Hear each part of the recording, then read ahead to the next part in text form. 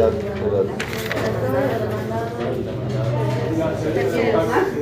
terceros interesados.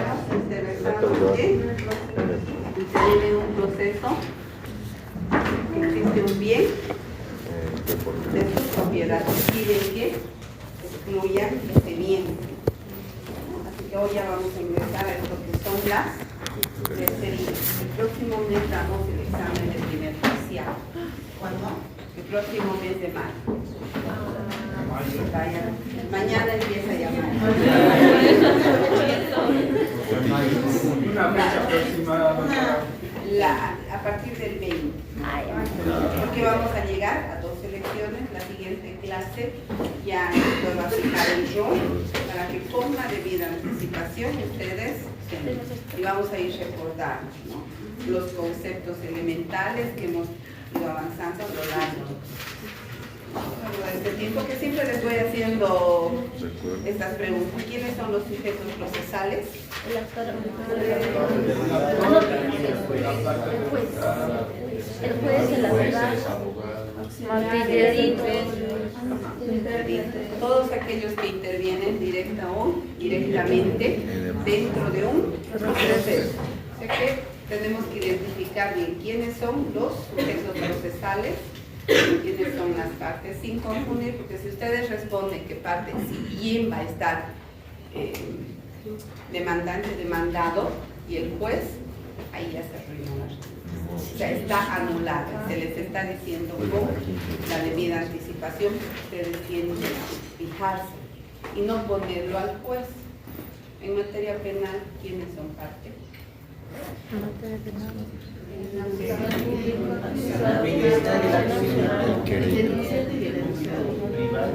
El acusador, acá está, el acusador público, privado y el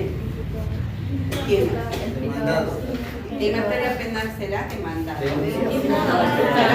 ver, ¿quién ha dicho? ¿Qué ha dicho denunciado? Yo. El imputado, porque una vez que interponemos esa, evidentemente hay una denuncia, pero ¿cuándo va a ser imputación?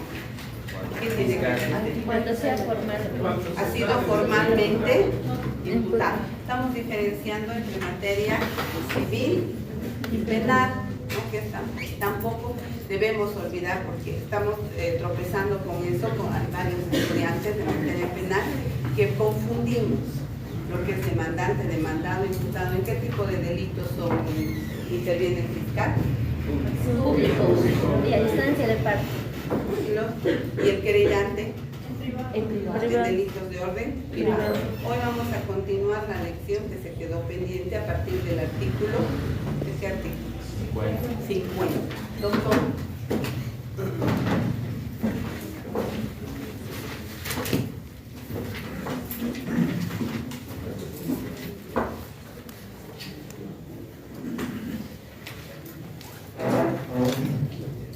Vamos a tratar de completar esa lección de disconsorcio e intervención de terceros. Algo ya ha sido anunciado por la doctora. El artículo 27 establece lo siguiente, que son partes esenciales en un proceso: el autor, el demandado y terceros interesados. En lo que concierne a terceros interesados, nos remitimos al artículo ya directamente 50. El artículo 50, deben advertir, si me están siguiendo con la lectura del código, tiene 5 numerales en romanos, 5 apartados en romanos. Los terceros son partes. Son partes. O sea, una primera característica que debemos detectar de este artículo 50. Luego, una segunda característica, que los terceros, que son interesados, intervienen en una contienda asumiendo el estado en que se encuentra. No pueden, por su participación, hacerse extraer el proceso. O sea, toma y se fija el proceso en el estado en que se encuentra el proceso. Una tercera característica. Los terceros defienden intereses propios derivados de su pretensión o de un derecho positivo que los habilita con sus bienes procesales que asumen la calidad de partes. Cuarta característica. Puede haber oposición a la participación o a la intervención de un tercero. Esta oposición, desde luego, se la va a tramitar, se la va a sustanciar, se la va a resolver por el juez en la vía de un incidente procesal. Solamente va a establecerse una impugnación que se configurará por un recurso de apelación y un efecto productivo si acaso fuera rechazada. Y lo más fundamental de toda esta lectura del artículo 50 lo tenemos que interpretar en el numeral 5 en Romanos, que dice lo siguiente: si la autoridad judicial considerare que pudiera existir fraude o colusión, se verá obligado a interrumpir o a suspender el proceso hasta por un plazo de 30 días, hasta que aquellos sujetos que tengan un interés directo al proceso tengan que ser citados y comparecer al proceso a defender sus intereses. Repito, este último numeral del artículo 50, perdón, del artículo 50, numeral 15. Si la autoridad judicial considerare que puede haber fraude o colusión, se va a ver obligado a interrumpir el proceso hasta por un plazo de 30 días, hasta que todas aquellas personas que tengan pretensiones idóneas en el proceso que se está desarrollando tengan que ser citadas y comparecer, o sea, tengan que asumir su defensa. Esta es una facultad reconocida por la ley al juez, que tiene mucho que ver con una lección que la vamos a explicar más adelante. Esta lección intitula Medios de prueba. Y la pregunta surge, para que seguramente ustedes ya tienen conocimiento previo de lo que son las pruebas. La pregunta esta que voy a formularles tiene el siguiente texto. ¿Qué medios de prueba conocen? Prueba documental, prueba pericial, testificales, prueba por informes, inspecciones, reconstrucciones, confesión provocada y presunciones. Repito, estamos listando los medios de prueba. Creo que no nos hemos olvidado de ningún medio de prueba que esté expresamente en el código.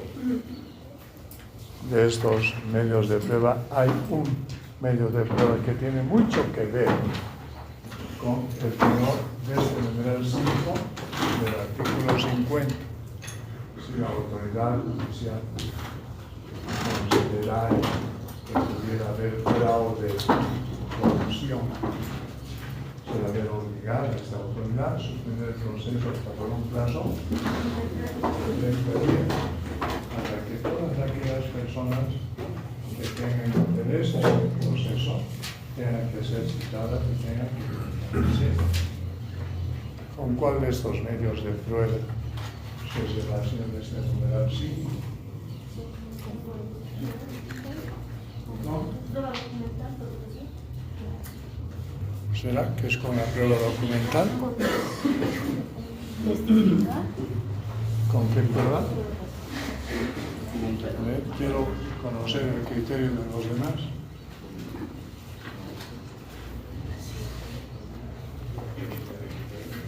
Y tiene mucho que ver también con un principio procesal que lo hemos venido estudiando. Ese principio procesal transversal de la verdad material tiene mucho que ver, porque por este principio de la verdad material más de una vez hemos establecido que los jueces van a ver de propia iniciativa comprometidos en la información de prueba. Entonces, ¿con cuál de estos medios de prueba tienes relaciones de numeral 5 en Romanos del artículo 50? Si la autoridad judicial considera que pudiera haber fraude o corrupción, se debe ver obligada a sostener el proceso por un plazo de 30 días, hasta que todas estas personas que tengan intereses legítimos en la causa tengan que ser citadas, tengan que comparecer. Me han dicho prueba documental, no es. Me han dicho prueba testifical, tampoco. Si es por fraude, podría ser pericial. Pericial. ¿Consideran ustedes que tendría nexo con la prueba pericial? A ver, quiero escuchar la opinión de los demás. Les decía, la glosa de ayuda de que este numeral 5 también tiene mucho que ver con ese principio transversal de la verdad material, que la autoridad judicial, o sea, los jueces, se van a ver muchas veces obligados de propia iniciativa a producir pruebas. Es un principio transversal, lo dijimos en su oportunidad, porque influye en muchas disposiciones de nuestro código. ¿Con qué medio de prueba? ¿Perdón? Posteriores. Quiero que seamos precisos. Hemos listado los medios de prueba. Hemos comenzado por la prueba documental, confesión provocada, prueba testifical, prueba pericial, inspecciones, reconstrucciones, prueba por informes, presunciones. ¿Con cuál de estos medios de prueba tiene relación este numeral 5?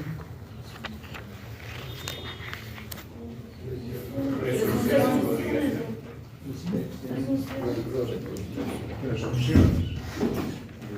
¿Por qué?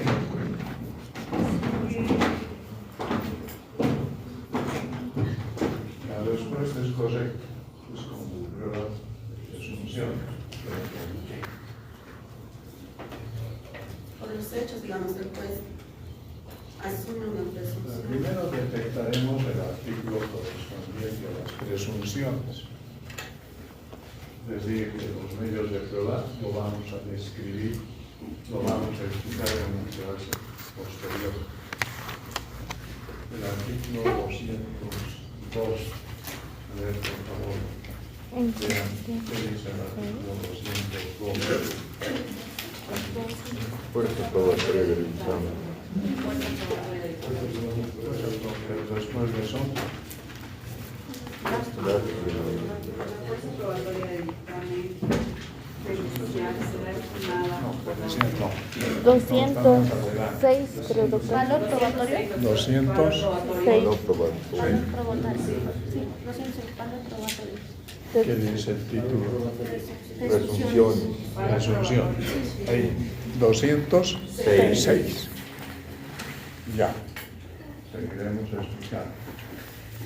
Recuerda este artículo 206. ¿Cuántas presunciones determina la ley? Judicial y legal. ¿Cuáles son? Judicial y legal. Judiciales y Legales. legales. Perfecto.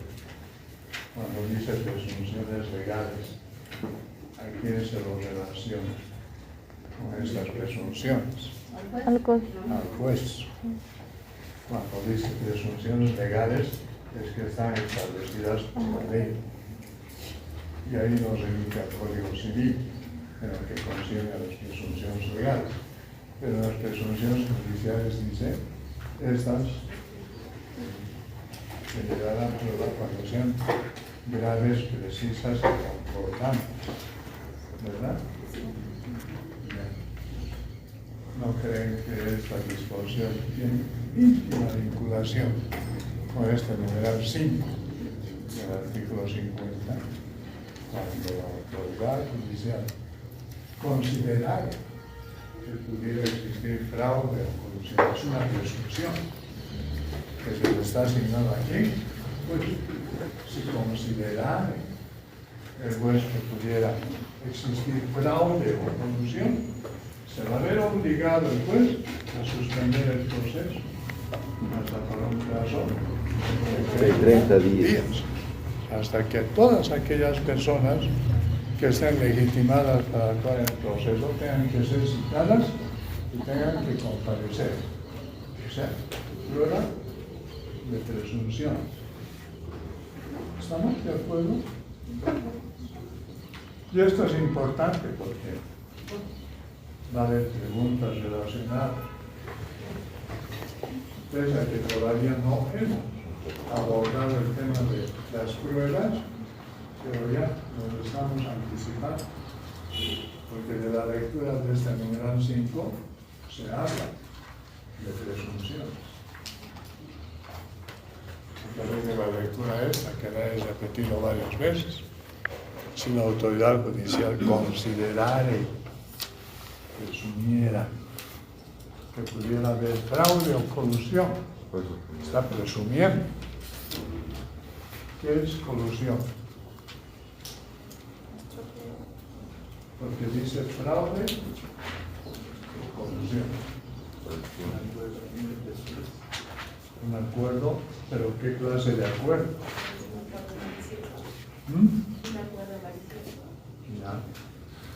La colusión es un pacto, un acuerdo doloso que se puede promover entre dos o más sujetos procesales en detrimento de los intereses de un tercero. ¿Están entendiendo? ¿Qué es colusión? Un pacto, un acuerdo doloso, malicioso, que genera dos o más sujetos procesales en perjuicio de un tercero o de terceros. ¿Quiénes entonces establecerían este pacto malicioso, doloso? Si el juez considerara que puede haber doloso o colusión, ¿a quién se estaría refiriendo el juez? A los terceros. A las A las partes. ¿Quiénes son las partes esenciales en un proceso de acuerdo al artículo 27? Actor y demandado, hasta ahí. ¿Verdad? Ese fraude o colusión se va a establecer entonces entre el actor y el demandado. ¿En perjuicio de quién? De terceros interesados, que no estarían interviniendo en el proceso.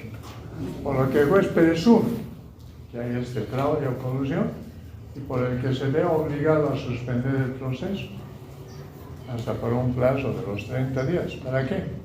Para que esos terceros interesados comparezcan y se defiendan en un proceso. ¿Está comprendida la explicación? Estamos interpretando este numeral 5.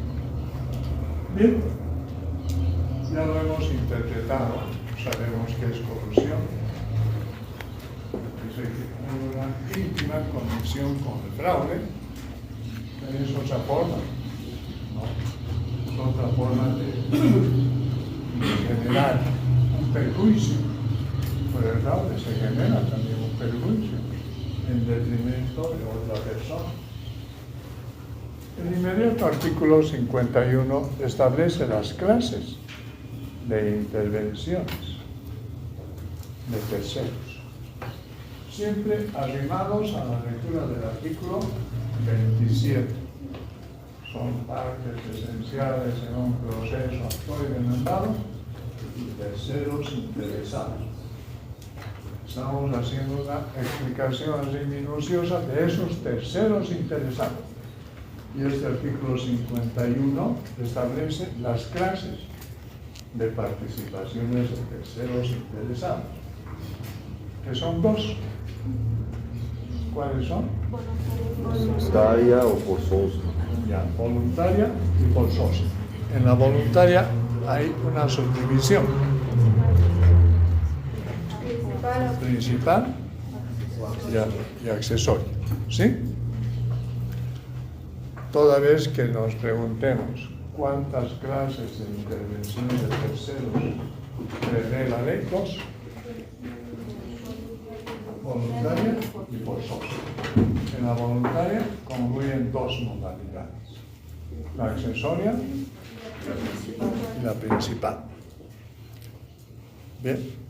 Y después se sucede el título que tiene nuestra lección: litis consortio. Para esto, ya de inmediato nos comprometemos con un concepto que no existe en el código. Varias veces hemos repetido que nuestro código adolece, no tiene perfiles conceptuales, y debemos acudir a la doctrina para que podamos tener una precisión conceptual de determinados institutos que albergan nuestro Código Procesal Civil. En este caso vamos a acudir a la doctrina para establecer el perfil conceptual de lo que es una tercería. Una tercería es un acto procesal que genera un sujeto ajeno, una persona ajena. ¿A quién?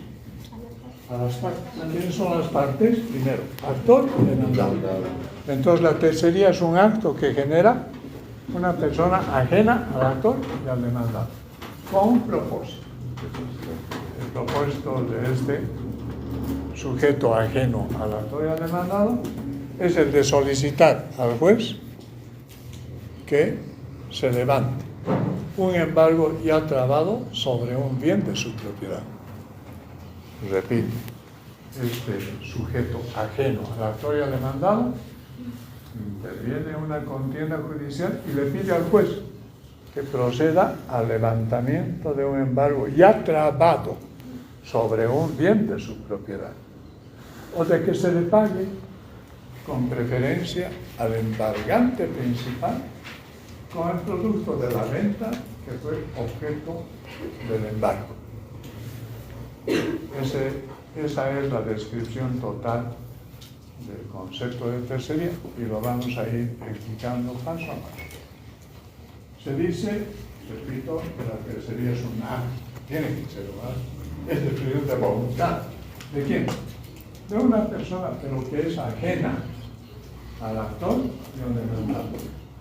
Y le pide al juez, esta persona ajena, ¿qué le pide al juez? Que proceda al levantamiento de un embargo ya trabado. ¿Qué significa esto? Que el juez ya, a petición de parte, procedió a un embargo. Por eso se dice que por el tercerista, que este le pide al juez que deje sin efecto. Que deje sin efecto. Que va a dejar sin efecto ese embargo que ya se lo hizo. ¿Por qué? Porque el tercerista está expresando que ese bien inmovilizado es de su propiedad. Vayamos a una lectura que nos inspira el sentido común. Cuando hablamos de embargo, respecto a qué tipo de instituciones nos estamos refiriendo. Cuando hablamos de embargo, hay todo instituto jurídico procesal que está en el código, que se denomina medidas precautorias, medidas cautelares. Repito, hay todo un capítulo que también lo vamos a estudiar más adelante, en el que está el embargo, que es parte de ese capítulo de medidas cautelares o medidas precautorias. Quizás hay un poco de semejanza, estoy anticipando esto, quizás hay un poco de semejanza con las medidas cautelares del Código de Procedimiento Penal. Pero en el Código de Procedimiento Penal hay dos tipos de medidas cautelares. Esto ya lo han debido estudiar ustedes. Hay medidas cautelares personales y hay medidas cautelares reales. El nombre ya nos está ilustrando el significado. Si se dice medidas cautelares personales, estas recaen sobre el individuo. ¿Sobre cuál de los individuos en una contienda penal? El imputado. Sobre el imputado. Y cuando se dice medidas cautelares reales, recae sobre cosas, que pueden ser bienes muebles o bienes inmuebles, que tiene otra significación, ¿verdad? Ahora estamos hablando nosotros de medidas precautorias. No hay problema si decimos también medidas cautelares en el proceso civil, no hay ningún problema. Pero estas medidas precautorias o cautelares recaen sobre cosas. ¿Me están comprendiendo? Estoy hablando ahora del espectro procesal civil. Las medidas cautelares o precautorias que están establecidas en nuestro código recaen sobre cosas, que pueden ser bienes muebles o bienes inmuebles. ¿Y cuáles son estas medidas cautelares o precautorias que están previstas en el Código Procesal Civil, que vamos a estudiar más adelante? Son lo que está en la primera parte de este concepto de tercería. ¿Cuál es lo que estamos identificando en la primera parte de este concepto?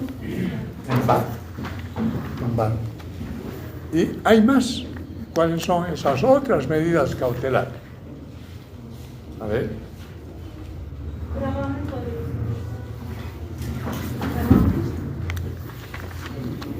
El embargo es un gravamen.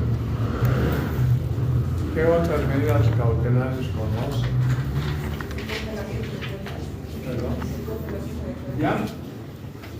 Aunque no están escritas en el Código Procesal Civil, aunque no están, sí.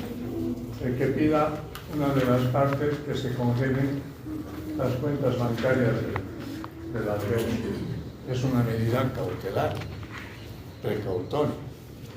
Hemos hablado del embargo, que está aquí.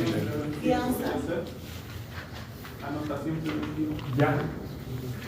Otra medida cautelar, anotación preventiva. La hipoteca ya es una consecuencia. Es una consecuencia de la anotación preventiva. Hemos identificado dos: embargo y anotación preventiva. ¿Conocen algunas otras? Secuestro. Intervención judicial. O sea, fíjense, estoy listando medidas precautorias: el embargo, anotación preventiva, secuestro e intervención judicial, que repito, son parte de un colectivo de medidas precautorias que vamos a estudiar más adelante.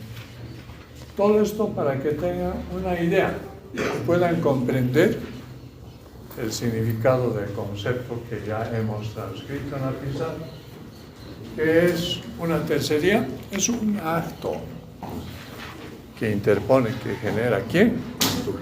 Un sujeto ajeno al actor y al demandado, por el que pide este sujeto al juez que le pide que proceda al levantamiento de un embargo ya trabado sobre un bien de su propiedad. Cuando el embargo le afecta a su... ¿Sí? El embargo ya está hecho. El embargo ya ha sido autorizado. ¿Quién autoriza el embargo? El juez. Pero no lo autoriza de oficio. Siempre a petición de parte. Y en esa lucha dialéctica entre autor y demandado, ¿a quién le correspondería pedir al juez embargo? Al actor. Al actor. al demandante. El actor, el demandante, ya en el desplazamiento del proceso, le pide al juez: señor juez, quiero que mediante una resolución fundada usted autorice el embargo de los bienes propios ¿de quién? Del demandado. ¿Para qué? Para satisfacer, para resguardar los intereses del actor, para que el demandado maliciosamente no haga desaparecer esos bienes. Si no hubieran estas medidas precautorias del embargo, que lo estamos en este momento analizando, el demandado podría maliciosamente disponer de esos bienes. ¿Me entiendes? ¿En detrimento de qué? De los intereses del actor. Supónganse que se está iniciando una contienda por cumplimiento de una obligación. El actor, en base a un documento suscrito con el demandado, interpone una demanda de devolución de una cantidad de dinero que le fue prestado al demandado. Y hay un dicho: los bienes constituyen la prenda común del deudor. Los bienes constituyen, garantizan, ¿verdad? Garantizan. Por eso hay ese dicho: los bienes propios constituyen la prenda común del deudor. Entonces, si como consecuencia de ese documento que ha dado lugar a una contienda judicial, porque el deudor no ha cancelado en el plazo establecido el dinero que se le prestó por el acreedor se va a ver obligado, ¿verdad? ¿A qué? A interponer una demanda, el cumplimiento de una obligación. ¿Recuerdan la lectura que hicimos la clase pasada? Relación jurídica sustancial, relación jurídica procesal. Con ustedes hicimos, ¿verdad? Ese ejercicio. ¿Cuál sería la relación jurídica sustancial? La que preexiste antes. Preexiste a la relación jurídica procesal. Entonces, la relación jurídica sustancial, ¿cuál sería? El vínculo, el nexo, el contrato, desde luego. ¿Entre quién? El contrato suscrito entre el acreedor y el deudor, que no son partes. ¿Cuándo van a ser partes? Cuando el acreedor ya interponga la demanda. La demanda va a ser citada ¿a quién? Al demandado. Y el demandado va a tener que contestar, comparecer, asumir su defensa. Ahí se establece la relación jurídica procesal. ¿Se comprende?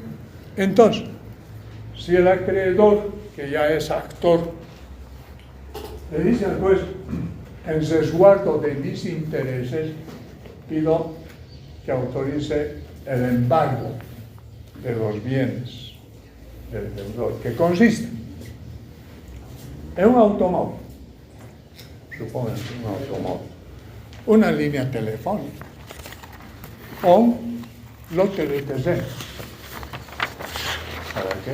Para que se resguarden los intereses. ¿Me comprende?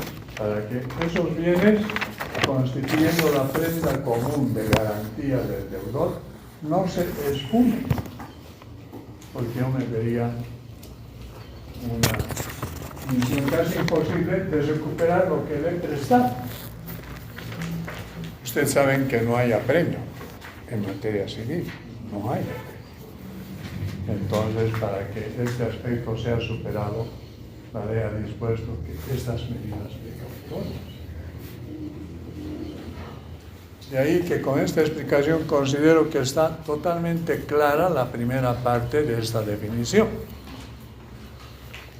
La tercera es un acto que interpone un sujeto ajeno a la autoridad demandada, que le pide que requiere al juez proceda al levantamiento de un embargo ya trabado sobre un bien de su propiedad, que no era del demandado, que no es el demandado, ese bien que ya se trabó, que ya se autorizó. Y para demostrar esto, ¿qué tiene que acompañar el tercer un documento de propiedad.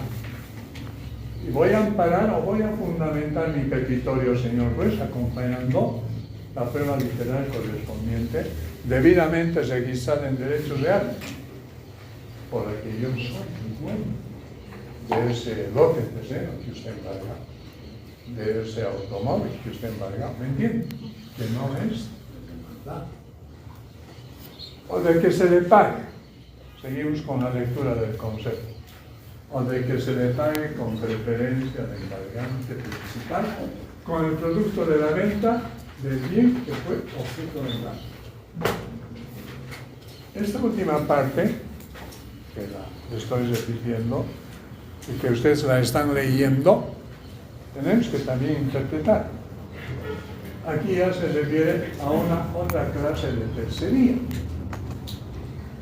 o de que se le pague, o de que se le pague con preferencia al embargante principal. ¿Quién es el embargante principal? ¿Quién? El actor, el demandante. ¿Qué está pidiendo el tercerista? Que se le pague con preferencia al actor. ¿Se le pague qué? Un dinero, ¿no? Que se le pague con preferencia al embargante principal. ¿Con qué se le va a pagar? Con el producto de la venta del bien que fue objeto de embargo. Aquí lo que el tercerista está pidiendo no es que se deje sin efecto el embargo. ¿Me comprende? Aquí el tercerista no está pidiendo que se desafecte ese bien. Más bien por el contrario. El tercerista está queriendo que siga esa medida de embargo para que después en ejecución de sentencia se lleve a la venta pública ese bien, que puede ser un lote de terreno, una casa, ¿no? Para que con ese producto de la venta judicial se le pague primero a él y no se le pague al actor. Primero se le pague a estos propósitos explicados por el tercerista. ¿Qué deberá acompañar el tercerista? ¿Ya? ¿Qué tipo de prueba? Prueba documental. Pero el actor también ha acompañado prueba documental. ¿Recuerda? Cuando habíamos hecho ese ejercicio de cómo comienza un proceso judicial, cuando hay necesidad o cuando el comparecimiento del actor es un comparecimiento voluntario, bajo el principio dispositivo, dijimos, ¿qué va a ser? Va a interponer una demanda. En esa demanda, ¿qué debe acompañar el actor? Prueba. ¿Qué tipo de prueba? Documental. ¿Verdad? Si el actor está pidiendo el cumplimiento de una obligación de dinero, ¿qué tiene que acompañar a su demanda? Un documento público-privado en el que conste que ha prestado cierta cantidad de dinero, ¿verdad? En este caso, de acuerdo a la lectura del concepto de tercería, ¿qué tiene que acompañar el tercerista? Me han dicho prueba. ¿Qué tipo de prueba? También documental, pero y está pidiendo que se le pague primero, de que se le pague primero con preferencia al embargante principal. ¿Quién es el embargante principal? Entonces, ¿qué va a compulsar el juez? Si el actor y el tercerista están acompañando, igual prueba documental.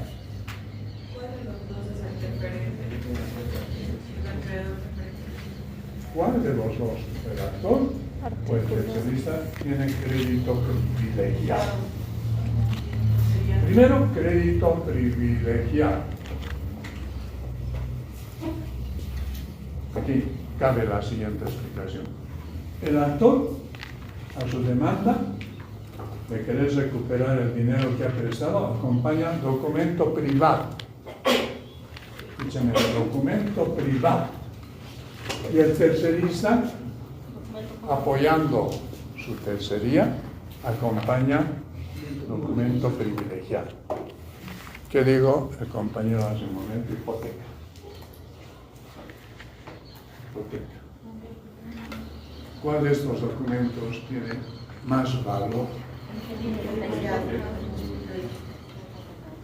Señor juez, sí, yo sé que el demandante ha acompañado documento privado de préstamo de dinero, pero yo estoy acompañando, ¿no?, un crédito de hipoteca sobre ese bien.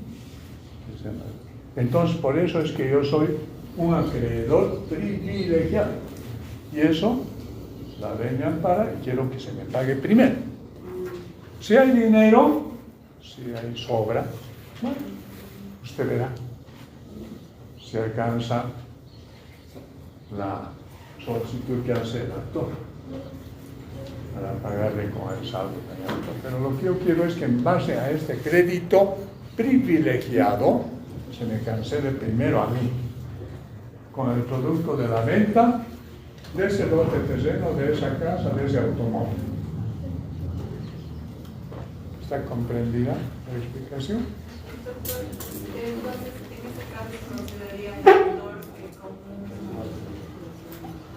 como acreedor privilegiado kilografal. Ya, sí. Estas denominaciones de acreedor kilografal es la que sustenta una persona que solamente tiene respaldada su obligación mediante un documento simple y válido, en contraposición a un acreedor privilegiado. Sí. Y eso lo han llevado ustedes. Obligación sin constancia. Sí. Entonces, creo que con esta explicación queda comprendida la definición que hemos transcrito. ¿Qué es tercería? Y esto, Sevillana se pregunta. Es un acto, desde luego un acto procesal, que interpone un sujeto ajeno al actor y al demandado, que pide al juez proceda al levantamiento de un embargo ya trabado sobre un bien de su propiedad, o de que se le pague con preferencia al embargante principal con el producto de la venta que fue objeto de embargo. Bien. En el primer caso estamos frente a una tercería de qué clase, qué nombre tiene, de la lectura que estamos saliendo de esta definición. Voluntario. ¿Qué tercería sería? De la primera parte de esta definición, ¿a qué tercería estaríamos refiriéndonos? Tercería de dominio excluyente. La primera partecita de esa definición hace alusión a la tercería de dominio excluyente. Y la última parte A la tercería preferente. a la tercería de pago preferente o de derecho preferente. Bien, de esta lectura, nuestro Código Procesal Civil responde a estos dos tipos de tercerías. Ahora ya nos comprometemos con el código. Es decir, de la lectura que estamos haciendo y de la interpretación que estamos haciendo del concepto que se ha transcrito en la pizarra. Nuestro código responde a estas dos clases de tercería. ¿No responde? Hemos explicado el artículo 50 y 51. Sobrevienen los artículos 52, 53, 54. ¿Han leído el artículo 52? Quien tenga un derecho positivo y de existencia cierta, o quien alegue, ¿verdad? Un derecho positivo y de existencia cierta, en todo o en parte, sobre un bien o un derecho litigioso, podrá interponer su pretensión respecto a las partes, ¿sí? ¿A qué tipo de tercería se está refiriendo este artículo 52? La tercería de dominio excluyente. Y el artículo 53 dice: el que tenga un crédito privilegiado, ¿verdad? ¿A qué tipo de tercería nos da? A la tercería de pago preferente, de derecho preferente. Entonces sí, del concepto que hemos dado, se advierte claramente por estos artículos que os estoy nombrando, que nuestro código no es aquel. Pero el concepto no es completo. Repito, el concepto que se lo ha transcrito en la pizarra no es completo. ¿Por qué no es completo? Porque omite la última tercería, que es la tercería coadyuvante. Y esta tercería coadyuvante tiene otra submodalidad. Tercería coadyuvante litis consorcial, porque la primera es tercería coadyuvante simple, ¿verdad? Y la otra es tercería coadyuvante litis consorcial, que tiene sus diferencias. ¿Qué es coadyuvar? Ayudar. ¿Sí? Del significado simple de esta palabra podemos nosotros ya estructurar y comprender este artículo 53, ¿no? Sí. 4. Ya, primero el 54, donde está el litis consorcio simple.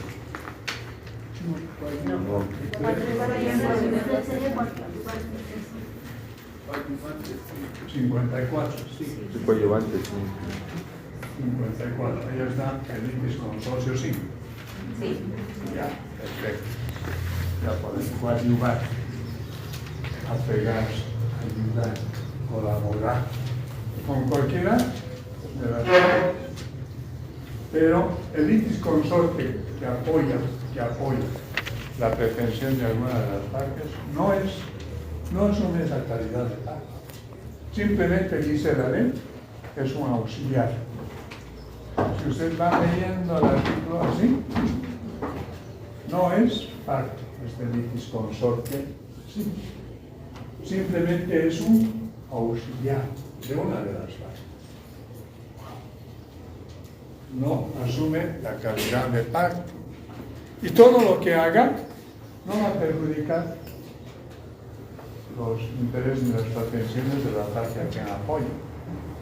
Y además, dice este artículo, que este litis consorte siempre hará valer su pretensión hasta la etapa inicial, dice, del proceso. ¿Sí? Hasta la audiencia preliminar. Mire, ya nos está adelantando la textura de un proceso, que lo vamos a estudiar más adelante. ¿A qué proceso se refiere esto cuando habla de audiencia preliminar? Creo que ya lo expliqué esto en una clase pasada. La audiencia preliminar es parte de qué proceso? De un proceso ordinario. El proceso ordinario, si tiene usted una lectura anticipada del concepto, es un proceso típico, modelo. Repito, el proceso ordinario es un proceso típico, modelo, que la ley erige como una estructura idónea para resolver cualquier conflicto que se suscite entre las personas. Voy a volver a repetir este concepto simple de lo que es un proceso ordinario. El proceso ordinario es un proceso típico y modelo que la ley erige o reconoce como una estructura idónea para resolver cualquier conflicto que se genera entre las personas. Si es un proceso típico, si es un proceso modelo, tiene particularidades que no tienen los otros procesos. Frente al proceso ordinario, por lógica, ¿qué proceso estaría frente? extraordinario. Frente al proceso ordinario estaría otro proceso, que sería el extraordinario, que tiene una estructura normativa distinta a la del ordinario. ¿Por qué? Porque, repito, el proceso ordinario es modelo, en tanto que el proceso extraordinario, si quieren ustedes, es un proceso más dinámico, más acelerado, consta de una menor cantidad de fases, en tanto que el proceso ordinario es solemne y consta de varias fases. Al extremo de que tiene 2 audiencias. Estoy un poquito adelantándome. ¿Y cuáles son esas audiencias que tiene el proceso ordinario? Una audiencia preliminar y otra audiencia complementaria. Entonces, el litis consorte simple, si quiere cooperar con alguna de las partes, esa su colaboración la va a establecer hasta la audiencia preliminar, ¿verdad? Hasta la audiencia preliminar. Nada más dice el código, pero ya nosotros nos estamos encargando de revelar que la audiencia preliminar es propia del proceso ordinario. Del proceso ordinario. Hay una otra audiencia del proceso ordinario, que es la audiencia complementaria. Pero ahí la tercería solamente se va a interponer hasta el momento de la audiencia preliminar. Y decía que el litis consorte simple no asume la. Es decir, los actos que realizan no van a de ninguna manera afectar. Peor todavía, actos de disposición del derecho. Cuando digo actos de disposición del derecho, que no le van a afectar ni a su consorte, la he así, no le quieren ayudar, ni a él. ¿Y cuáles son esos actos de disposición del derecho? Que creo que también lo habíamos explicado en una clase pasada. ¿Cuáles serán esos actos de disposición del derecho? ¿Recuerdan? Lo explicaron. De disponer el derecho, sin que necesariamente el proceso concluya con una sentencia. Conciliación, transacción, desistimiento. Esos son actos de disposición del derecho. Y todo lo que haga el tercerista no afecta. ¿Me entienden? No. Pero en contraposición, el artículo ya estamos en el 60, perdón, 50, este es litis consorcio. ¿Cuál es el otro? Litis consorcial. 55. Sí, sí. Ahí la lectura es distinta. Porque litis. Se me olvida el nombrecito. ¿Cómo? Litis consorcial. Este coadyuvante ya tiene adelantadas o patrimonializadas actitudes distintas al litis consorte, ¿sí? Este es parte. ¿Y de dónde se desprende esa su naturaleza de parte? Cuando tiene o es poseedor de una relación jurídica sustancial por la que ve la amenaza de una sentencia que podría afectar. Y además, su participación de este tercerista, de este litis consorte, se lo va a establecer en segunda instancia. En segunda instancia. El otro litis consorte simple, solamente su participación se admite en primera instancia. Aquí, ya su participación de este otro tipo de litis consorte se lo admite en segunda instancia. Y la sentencia que se va a pronunciar va a afectar sus intereses. Como va a afectar sus intereses, ¿comprende? Ya la naturaleza de su participación es distinta a la del litis consorte simple. Entonces, esas serían las características y las diferencias entre ambos litis consortes. Bien, vayamos ahora a una pregunta. ¿Cuáles son los actos jurídico-procesales propios de los jueces? Esto también lo hemos repetido hasta el cansancio. Ya. Los actos jurídico-procesales de los jueces no son sino resoluciones judiciales, ¿verdad? Resoluciones judiciales. Desde los simples decretos, pasando por los autos interlocutorios, llegando a las sentencias, arrimándose a los autos de vista hasta concluir con los autos supremos. Esos son los actos jurídico-procesales de los jueces. Bien, de este tipo de resoluciones, que se labran o que se dictan en primera instancia, además que ya saben, el repertorio conceptual de instancia, también eso se les ha, ¿no? De este tipo de resoluciones que se labran en primera instancia, ¿cuál es el que asume valiosa importancia? Repito, de estas resoluciones que se labran en primera instancia, ¿cuál es la más importante? La sentencia. La sentencia.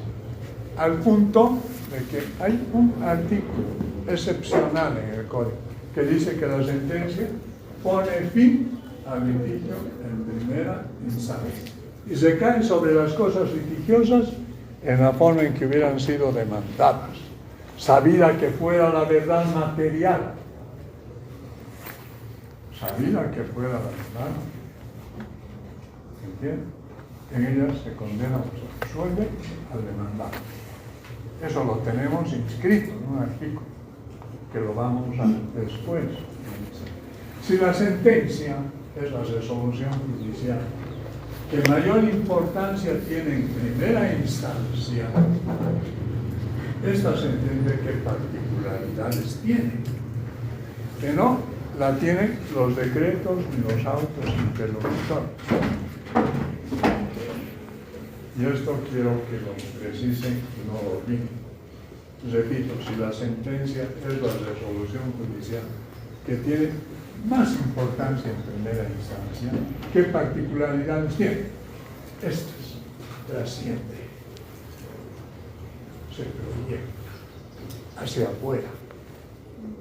Y no solamente compromete los intereses de quienes habrían litigado.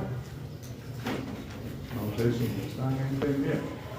Repito, la sentencia, sabemos que es una resolución judicial importante en primera instancia. ¿Y cuál es su particularidad? Trasciende, se proyecta más allá del marco que comprometió al actor, es decir, afecta a otros sujetos, aun estos no hayan contendido, aun estos sujetos no hayan participado de la contienda. Con eso creo que está claro. Por eso es que el artículo que estoy en este momento explicando, que lo van a ustedes detectar enseguida, dice, ese sujeto que se ve afectado, por un auto, dice, inclusive habla del auto interlocutorio definitivo de la sentencia, tiene todo el derecho, si ve afectado su interés, a interponer un recurso de apelación que la va a interponer en un plazo de 10 días. ¿Cuál es ese artículo? 56. 56. Entonces, les estoy explicando la importancia de una resolución judicial de primera instancia. ¿Cuál es esa resolución de primera instancia? La sentencia, aunque el código también dice auto interlocutorio definitivo, que puede vulnerar los intereses de terceros, que tienen todo el derecho a impugnar Esa, desde luego, utilizando ¿qué? Se entiende un recurso de apelación que se va a conceder, que se va a interponer este recurso de apelación en qué plazo, de 10 días. Ahí está la característica de la sentencia de que transpone. En tanto que las otras resoluciones, como decretos, autos interlocutorios simples, están dotados de eficacia preclusiva. Y si están dotados de eficacia preclusiva, solamente nacen, se desarrollan y mueren en el mismo escenario. No trascienden. A diferencia, repito, ¿de qué? De la sentencia y del auto interlocutorio definitivo, como dice el Código. ¿Bien? ¿Seguimos? Aun embargo, volvemos otra vez. Aun embargo, que se trata sobre un bien de propiedad que no es demandado, el que se considera afectado tiene todo el derecho. Tiene todo el derecho. ¿A qué? A reclamar, a oponerse a ese embargo, a cuyo efecto deberá plantear su oposición acompañando prueba documental, pero embargos de bienes muebles. Estamos en el inmediato artículo al que expliqué. De bienes muebles, no de bienes inmuebles, de bienes muebles, que deberá acompañarse a ese efecto un documento de propiedad que debe oponerse. Aspecto que se va a sustanciar, que se va a resolver, ¿en qué vía? Y ahí es en la vía incidental. En la vía incidental. Bien, esas son las precisiones de estos artículos que alimentan, si quieren ustedes, que nos nutren con sus lecturas lo que ya hemos descrito en el concepto, en la definición. ¿Qué dijimos del artículo 51? Hay dos tipos de definiciones de terceros, ¿no? Voluntaria y forzosa. Y la forzosa. La voluntaria se subdivide en Forzosa. Hemos hasta ahora descrito la voluntaria. Nos falta la forzosa. Bueno, para que la explicación sea simple, sea accesible. ¿Cómo se configura la transacción de un bien mueble o inmueble? La pregunta es bien sencilla. ¿Cómo se configura la transacción de un bien mueble o inmueble? Frente a esta pregunta, ¿cuál sería la respuesta más simple? Con un documento de compra-venta, correcto. La transacción de un bien mueble o inmueble se configura por la suscripción de un contrato de compra-venta. ¿Sí? En el que aparecen dos personas. ¿Cuáles son esas dos personas que aparecen en este contrato de compra-venta? El vendedor y el comprador. El enajenante y el comprador. ¿Sí? Esa cláusula, ese documento de compra y venta, generalmente hay una cláusula sacramental. Ustedes todos han debido participar de esto. Yo creo que han suscrito alguna vez un contrato. Y hasta el abogado de memoria incluye esta cláusula. El vendedor se obliga a evicción y saneamiento. ¿Qué es la evicción y saneamiento? Es una garantía por la que el vendedor responde de los vicios que podría tener la cosa que está transfiriendo, que está vendiendo. ¿Sí? Por eso es que se dice en esos documentos, y el enajenante se obliga a garantizar cualquier vicio que podía tener la cosa que se está vendiendo. Ya el vendedor está diciendo que si se trata de un automóvil, que esté en perfecto funcionamiento y se obliga, ¿no? Aquellas responsabilidades que podrían emerger. Si no es así, esa es la cláusula de visión y saneamiento, ¿verdad? ¿Qué tal si bajo este matiz se pacta con la venta de un inmueble por la que el inmueble está grabado y no conoce este detalle el comprador? ¿Me están entendiendo? Para que sea simple la explicación de los artículos que los van a leer ustedes. Repito, se está comprando un lote de una casa que está grabada, y el vendedor no conoce, y el dueño de esa casa o de ese lote le inicia una demanda al comprador, que siempre quiere ser dueño, y que esa casa estaba grabada. ¿Entienden? ¿Qué va a hacer en su defensa? ¿Qué va a hacer en su defensa el comprador? Aquí está la intervención forzosa. En el momento en que esté contestando la demanda, le va a pedir al juez que cite de evicción a su vendedor, que lo cite de evicción a su vendedor. ¿Me comprende?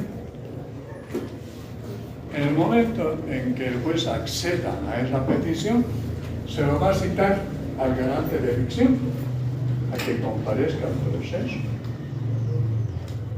Su participación de repente va a ser de resistencia, de repente no va a comparecer. Si no compareciera, ya tiene salvados sus derechos, ¿quién? El comprador. Porque puede comparecer, repito, el que ha vendido la cosa, como también de repente no quiere. Entonces el proceso va a continuar contra el comprador, pero decía que el comprador tiene garantizados sus derechos. Puede pedir la reparación de daños y perjuicios. Eso imagina. En el mismo proceso después de que se haya ejecutoriado la sentencia. En todo caso, ¿qué va a hacer el juez para garantizar los derechos del comprador? Inmediatamente después de que se placen las actuaciones procesales de citación, que ya saben, va en un plazo de 5 días autorizar una audiencia. En esa audiencia, ¿qué va a hacer el juez? Esa audiencia simplemente se la ha convocado para establecer si procede o no procede la citación de ese tercero. Si procede o no procede, en un plazo de 5 días de practicarse las citaciones. Con eso se resuelve. Esa es la intervención forzosa por la que el garante de elección debe comparecer al proceso en el que se estuviera ventilando una causa solamente entre el comprador y el actor. El actor aduciría de que esa cosa que ha sido comprada por el demandado es de su propiedad. Y que va a aducir el comprador en su defensa de que esa cosa le ha sido vendida, entonces que debe garantizar la revisión de esa cosa, por lo que le va a pedir al juez. Cítelo también a él. La participación de ese garante de revisión, repito, puede hacerse efectiva como también no. Pero no por eso el proceso se va a paralizar. El proceso va a continuar. Pero tiene salvados sus derechos. ¿Quién tiene salvados sus derechos? El comprador demandado, que en acción de sentencia puede demandar los daños y perjuicios al garante de elección. Eso es lo que dice. Bien, con esto hemos concluido. He creído